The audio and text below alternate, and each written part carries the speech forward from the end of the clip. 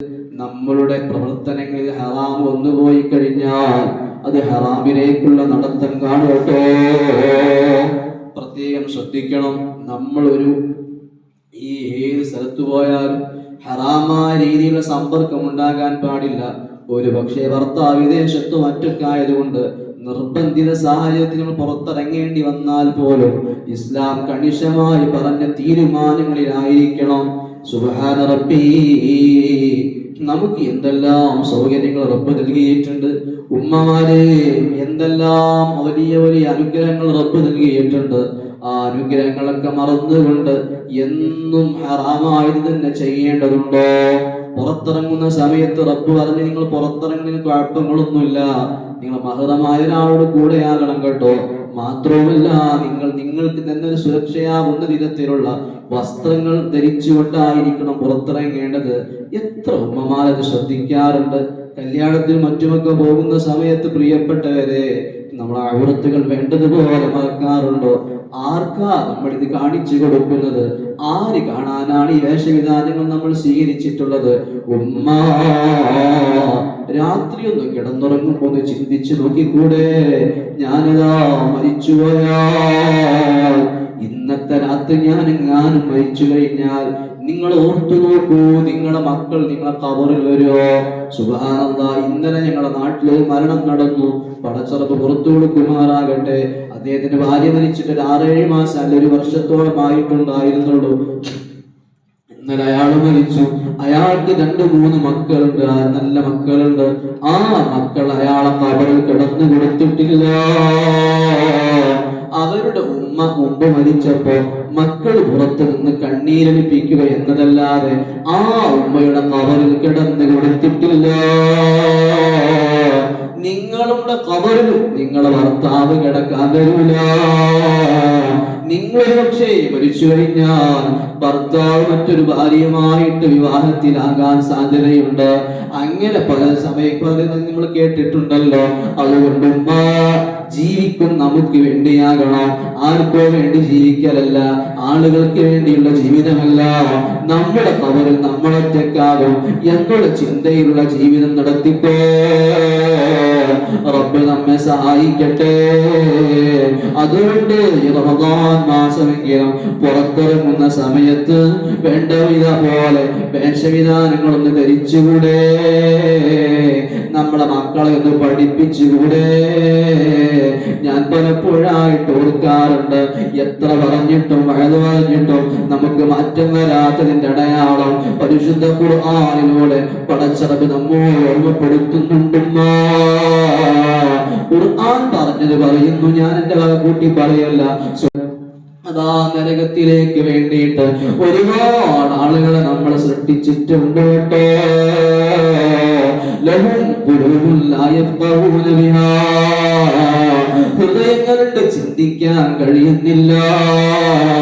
വലഹും ആദാനുൻ ലാ യസ്മഊന ബിഹാ, കാതുകളുണ്ട് പക്ഷേ നന്മകൾ കേൾക്കാൻ സാധിക്കുന്നില്ല. വലഹും അയ്യുനുൻ ലാ യുബ്സിറൂന ബിഹാ, നല്ല കണ്ണുകളുടെ നന്മകൾ കാണാൻ സാധിക്കുന്നില്ല. ഇത്തരത്തിൽ നമ്മളായിക്കൂടാ. നമ്മുടെ കണ്ണുകളെ കൊണ്ട് നന്മകൾ കാണാൻ കഴിയണോ?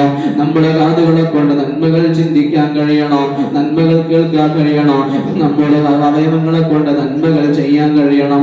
ഉമ്മമാരെ, അതുകൊണ്ട് ഖുർആൻ ഓർമ്മപ്പെടുത്തുന്നുണ്ട് മറ്റൊരു സ്ഥലത്ത്, ഇത്തരം ആളുകളെ സുബ്ഹാനല്ലാഹ് പരിശുദ്ധ ഖുർആനിലൂടെ അല്ലാഹു പറഞ്ഞില്ലേ, ഇത്തരക്കാരായ ആളുകൾക്ക് നരകത്തിന് വേണ്ടി തയ്യാർ ചെയ്യപ്പെട്ടതാ.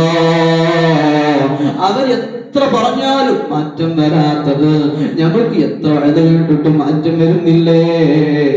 എത്ര ഉപദേശം കേട്ടിട്ടും മാറ്റം വരുന്നില്ല. കഴിഞ്ഞ വർഷം എത്രയോ നമ്മൾ കേട്ടു, പക്ഷേ നമ്മൾക്ക് മാറാനുള്ള ഒന്നും കിട്ടിയില്ല. നമ്മളൊന്നും നന്നായില്ല. ഒരു മാറ്റവും വന്നിട്ടില്ലെങ്കിൽ അതിന്റെ അർത്ഥം ഞാനും നരകത്തിന് വേണ്ടി സൃഷ്ടിക്കപ്പെട്ടതാ. അല്ലാഹു കാത്തുരക്ഷിക്കുമാറാകട്ടെ. അതുകൊണ്ട് സഹോദരിമാരെ, നമ്മൾ നന്നായി മാറണം.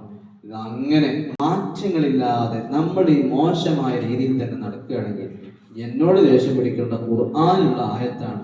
ഖുർആൻ ബഹുമാനിക്കുന്ന നമ്മളോട് ഖുർആൻ പറയാണ്, നമ്മളെ നരകത്തിന് വേണ്ടിയിട്ട് തയ്യാറാക്കപ്പെട്ടതാണ്. അള്ളാഹു തആല കാത്തുരക്ഷിക്കുമാറാകട്ടെ. അതുകൊണ്ട് ഉമ്മമാരെ, നമ്മൾ നന്നായി ഒന്ന് ചിന്തിക്കണം. നമ്മൾക്ക് മാറാൻ കഴിയും.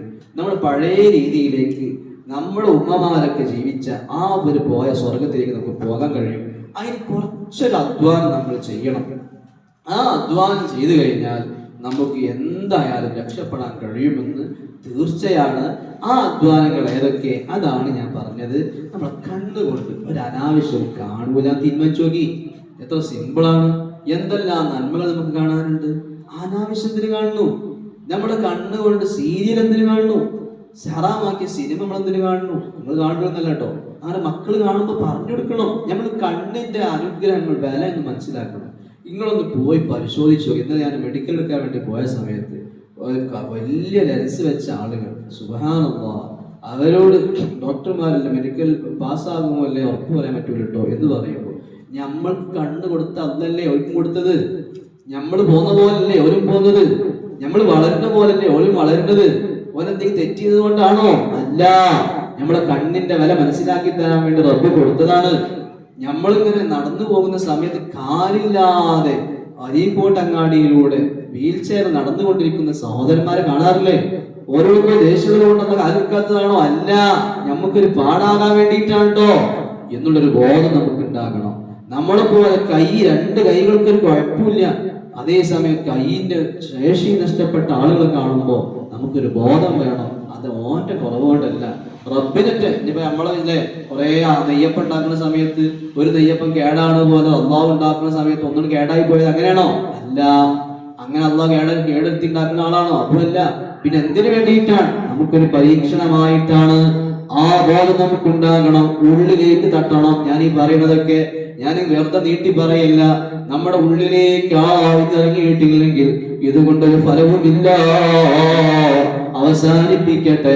അതുകൊണ്ട് ഈ രീതിയിൽ ചിന്തിച്ചു കഴിഞ്ഞാൽ, വ്യഭിചാരത്തിലേക്ക് അടുത്തു കഴിഞ്ഞാൽ, ഒരു മുഅ്മിനായ മനുഷ്യൻ വ്യഭിചാരത്തിലേക്ക് അടുത്തു കഴിഞ്ഞാൽ നഷ്ടപ്പെട്ടു പോകുന്ന കാര്യങ്ങൾ 6 ഹബീബ് റസൂലുള്ളാഹി സ്വല്ലല്ലാഹു അലൈഹി വസല്ലം തങ്ങൾ പറഞ്ഞു, ഉസ്താദുകൾ വ്യഭിചരിക്കുന്ന ആളുകളല്ലല്ലോ. അല്ല, ശരിയാണ്. വ്യഭിചാരം ഞാൻ പറഞ്ഞത് നബി തങ്ങൾ പറഞ്ഞല്ലോ, വ്യഭിചാരം കണ്ണിന്റെ വ്യഭിചാരമുണ്ട്, കൈകൾക്ക് വ്യഭിചാരമുണ്ട്, കാലുകൾക്കുണ്ട്, മനതാ, അങ്ങനെ ഓരോ അവയവങ്ങൾക്കും വ്യഭിചാരങ്ങളുണ്ട്. ഈ ഓരോ വ്യഭിചാരങ്ങളെ കൊണ്ടും നടന്നു പോകുന്ന സംഭവം എന്താണെന്ന് അറിയുമോ? നബി തങ്ങൾ പറഞ്ഞു, യാ മഅ്ശറൻ നാസ്, ഓ ജനങ്ങളെ, വ്യഭിചാരം നിങ്ങൾ ശ്രദ്ധിക്കണം കേട്ടോ, സൂക്ഷിക്കണം കേട്ടോ. 6 കാര്യങ്ങൾ ഉണ്ടാകും വ്യഭിചാരത്തിലൂടെ. 3 കാര്യങ്ങൾ ദുനിയാവിൽ നിന്ന് കിട്ടുന്നതാണ്. 3 ആഖിറത്തിലാണ്. ദുനിയാവിൽ കിട്ടുന്ന കാര്യങ്ങൾ ഏതാണെന്ന് അറിയുമോ? മുഖത്ത് ഈമാനിന്റെ ശോഭ നഷ്ടപ്പെട്ടു പോകും. സുബ്ഹാനല്ലാഹ്, ഹറാമുകൾ കണ്ടവരുടെ മുഖത്ത് ഈമാനിന്റെ ശോഭയുണ്ടാകില്ല. മദീന പള്ളി ഇരിക്കുന്ന സമയത്ത് ഒരു സ്വഹാബി കയറി വരുന്നു. ആ സ്വഹാബി കയറി വരുമ്പോ അയാൾ നടന്നു വരുന്ന വഴിയിൽ വെച്ച് ഒരു പെണ്ണിനെ കണ്ടതാ. പെണ്ണിലേക്ക് നോക്കിയതാ. ആ സ്വഹാബി കടന്നു വന്ന സമയത്ത് ഉസ്മാൻ അഫ്ഫാൻ നിങ്ങൾ പറഞ്ഞില്ലേ, നിങ്ങൾ ഇങ്ങനെ നിങ്ങൾ വാദിക്കുന്നുണ്ട്, നിങ്ങൾ അല്ലാഹുവിന്റെയും റസൂലിന്റെയും കിതാബിന്റെയും സുന്നത്തിന്റെയും ഒക്കെ ആളുകളാണെന്ന്.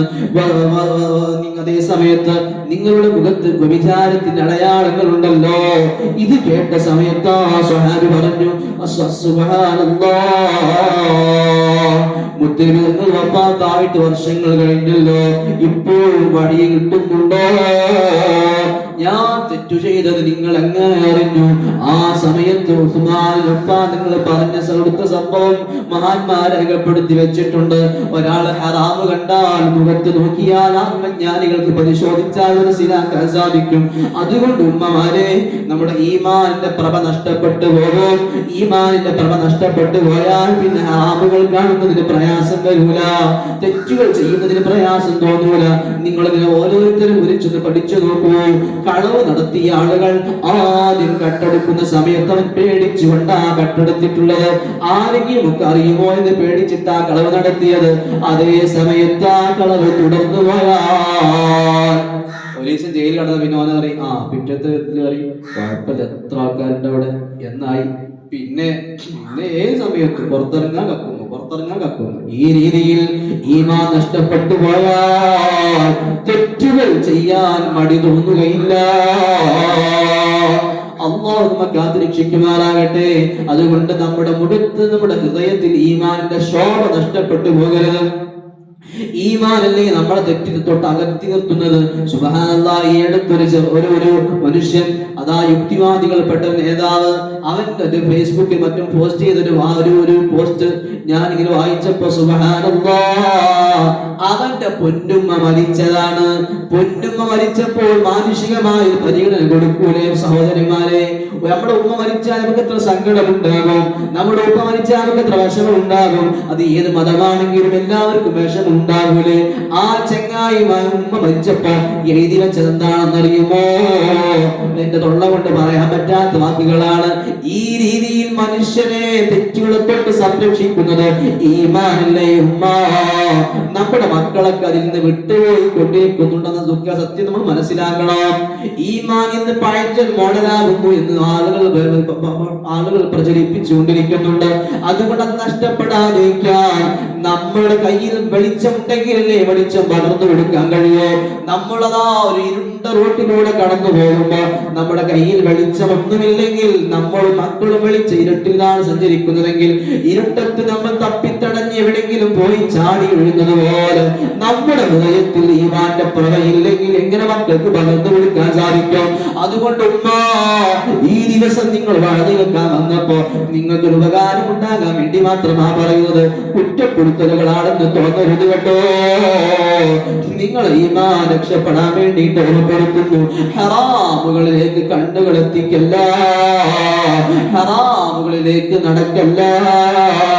രണ്ടാമത്തെ കാര്യം എന്താണെന്നറിയുമോ? ദാരിദ്ര്യം വരുന്നതാണ്. സുബ്ഹാനല്ലാഹ്, നിങ്ങൾ ഓരോരുത്തരോടും ചോദിച്ചു നോക്കൂ. വലിയ നമ്മുടെ വിചാരം ഇന്ന് സാമ്പത്തികമായി നല്ല ഉയർച്ചയാണെന്നാണ്. അല്ല, വൻകിട ബിസിനസ്സുകളൊക്കെ തകർച്ചയിലേക്ക് പോയിക്കൊണ്ടിരിക്കുന്നുണ്ടോ എന്ന് സത്യം മനസ്സിലാക്കണം. ആദ്യം ഉണ്ടായിരുന്ന പണപ്പെരുപ്പം ഇപ്പോഴില്ല. ഇന്ന് ദാരിദ്ര്യത്തിലേക്കാണ് ലോകം മൊത്തം പോയിക്കൊണ്ടിരിക്കുന്നത്. അതുകൊണ്ട് ഉമ്മമാരെ, ലോകത്ത് ഏറ്റവും കൂടുതൽ ഇന്ന് വളർന്നുകൊണ്ടിരിക്കുന്നത് വ്യഭിചാരമല്ലേ? വ്യഭിചാരത്തിന് വേണ്ടിയല്ലേ ഫെമിനിസവും മറ്റുമൊക്കെ വളർന്നുകൊണ്ടിരിക്കുന്നത്? ഈ അടുത്ത് അല്ല, 2-3 വർഷം മുമ്പ് ചുംബന സമരം എന്ന പേരിൽ നമ്മുടെ കോഴിക്കോട് അങ്ങാടിയിൽ ചുംബന സമരം നടത്തിയ സമയത്ത് അവരോട് മന്ത്രി ചോദിച്ചൊരു ചോദ്യമുണ്ട്. അല്ലയോ പ്രിയപ്പെട്ടവരെ, അതിന് വേണ്ടിയിട്ട് സമരം നടത്താൻ വേണ്ടിയിട്ട് ഫെമിനിസ്റ്റുകൾ മുന്നോട്ട് വന്ന സമയത്ത് അവരോട് ചോദിച്ചൊരു ചോദ്യം, ആ നേതൃത്വം കൊടുത്ത ആളോട് ചോദിച്ചു. മന്ത്രി ആരാ പേര് ഞാൻ പറയുന്നില്ല. അദ്ദേഹം ചോദിച്ചു, നിങ്ങളെ ഭാര്യ എനിക്ക് ചുംബിക്കാൻ തരുമോ? എനിക്ക് അവളോട് ഇഷ്ടമാണെങ്കിൽ ചുംബിക്കാൻ തരുമോ? സുബ്ഹാനല്ലാഹ്, ഒരാൾക്കും ഇഷ്ടമില്ലല്ലോ. എന്നിട്ടും ഇത്തരം തോന്നിവാസങ്ങൾക്ക് വേണ്ടിയിട്ട് ആളുകൾ കോപ്പുകൂട്ടിക്കൊണ്ടിരിക്കുന്നു. നമ്മൾക്ക് ചിന്തിച്ചു നോക്കിക്കൂടെ?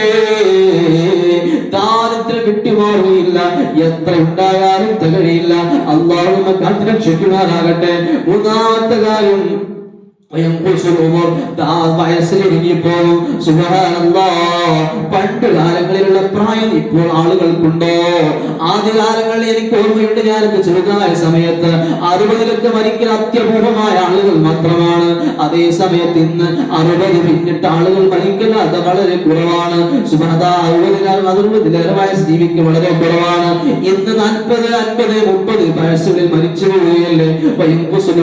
അങ്ങനെ എല്ലാം മരിക്കുന്ന ആളുകളൊക്കെ വ്യഭിചരിക്കുന്നവർ എന്നല്ല, സോഷ്യൽ ആഗോള തലത്തിൽ വയസ്സ് ചുരുങ്ങിപ്പോകും. അതോടുകൂടെ വ്യഭിചരിക്കുന്നവന്റെ ആയുസ് ചുരുങ്ങിപ്പോകും. അതുകൊണ്ട് നമുക്ക് റബ്ബ് നൽകിയ അനുഗ്രഹങ്ങൾ നമ്മൾ മനസ്സിലാക്കണം. ഈ രീതിയിൽ തെറ്റുകളെ തൊട്ടുള്ള വിട്ടുനിൽക്കൽ നമുക്ക് ഉണ്ടായിട്ടില്ലെങ്കിൽ ഈ റമദാൻ ഉപകാരപ്പെടൂല. ഓരോ റമദാൻ വന്നാൽ അതൊന്നും ഉപകാരപ്പെടൂല. അതുകൊണ്ട് തെറ്റുകളെ തൊട്ട് വിട്ടു നിൽക്കാൻ നമുക്ക് കഴിയണം. അതിനുള്ളൊരു നിയ്യത്തെടുത്തിട്ട് നിങ്ങൾ പോകണമെന്ന് ഞാൻ വസിയത്ത് ചെയ്യാം.